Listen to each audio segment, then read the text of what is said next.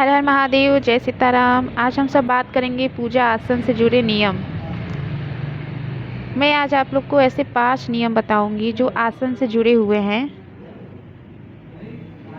पूजा का आसन क्या है और उसका कैसे इस्तेमाल करना चाहिए, इसी के बारे में छोटा सा वीडियो है। आप लोग इसको पूरा वीडियो देखिएगा। तो पहला हम लोग देख लेते हैं। पहला देखिए, जिस आसन में हम लोग पूजा करते हैं उस आसन को कभी भी किसी को नहीं देना चाहिए। ये हमारा पहला नियम है जो आसन है उससे संबंधित। बहुत लोग क्या बोलते हैं, एक ही आसन होता है घर में और उसी में बैठ के सारे लोग पूजा कर लेते हैं। मतलब घर में जितने लोग हैं वो लोग जब भी पूजा करेंगे कोई भी आसन में बैठेगा और पूजा कर लेगा। तो ऐसा नहीं होना चाहिए। पूजा का आसन हमेशा अलग होना चाहिए। अगर आप लोग भी एक ही आसन में बैठ के पूजा करते हैं तो आप लोग एक आसन में बैठ के पूजा करना छोड़ दें। दूसरा मैं आप लोग को बताने जा रही हूँ बच्चों। दूसरा ये है कि अपने आसन को हमेशा छुपा कर रखें। जिस आसन में हम लोग पूजा करते हैं उसको हमेशा अच्छे से छुपा के रखना चाहिए ताकि उसको कोई छू ना सके। ऐसा क्यों करना चाहिए आप लोग सोचेंगे तो मैं बता रही हूँ, क्योंकि ऐसा इसलिए करना चाहिए क्योंकि जब हम आसन में बैठ के पूजा करते हैं और साधनाएँ करते हैं, मंत्र जाप करते हैं, तो हमारा जो आसन है वो सिद्ध हो जाता है और उसमें हमारी एनर्जी, ऊर्जा, जिस भी देवी देवता की हम पूजा करते हैं वो उसमें उनके द्वारा ये आसन, उनकी कृपा के द्वारा ये आसन आप लोगों का सिद्ध होने लगता है। और जैसे जैसे आप लोग की पूजा बढ़ती है वैसे आसन सिद्ध होते जाता है। इसलिए अपने आसन को किसी और को नहीं देना चाहिए। अब मैं तीसरा आप लोग को बताने जा रही हूँ। तीसरा यही है कि जो हमारा आसन है उसको आप लोग किसी को छूने न दें।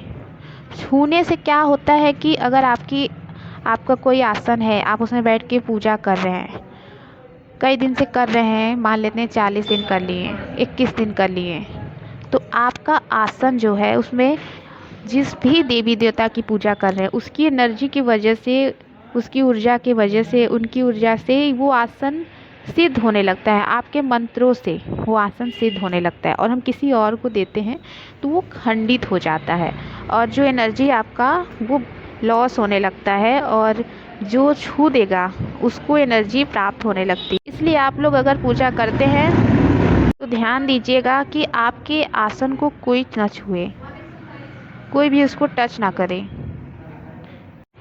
पांचवा मैं बताने जा रही हूँ, जब पूजा हम करते हुए 40 दिन कंप्लीट करते हैं या तो 21 दिन कंप्लीट करते हैं तो हमारा जो आसन है हमारे मंत्रों के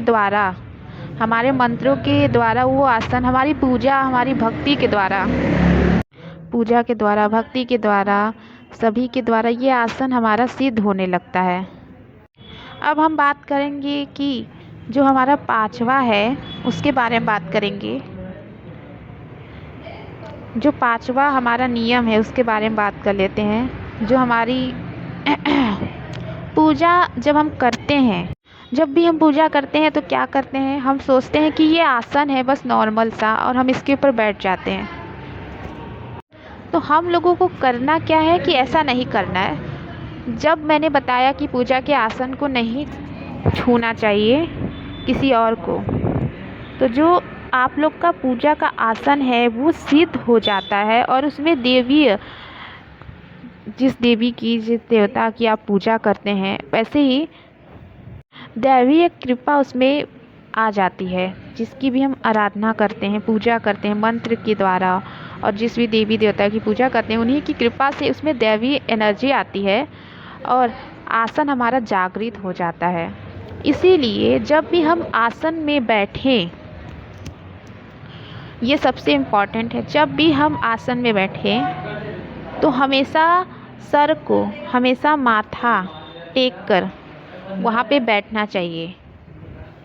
और जब हम आसन से उठते हैं, आसन को छोड़ते हैं और उठते हैं तो हमको आसन के सामने माथा टेकना चाहिए, क्योंकि उसमें जिस भी देवी देवता की हम पूजा करते हैं, अर्चना कर रहे हैं, उन लोग की आराधना कर रहे हैं, उनकी कृपा उसमें आ जाती है।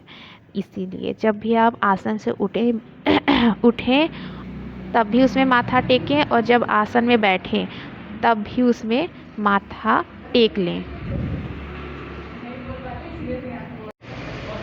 ये वीडियो अगर पसंद आया हो तो आप लोग लाइक, सब्सक्राइब, शेयर करें। हर हर महादेव, जय सीताराम।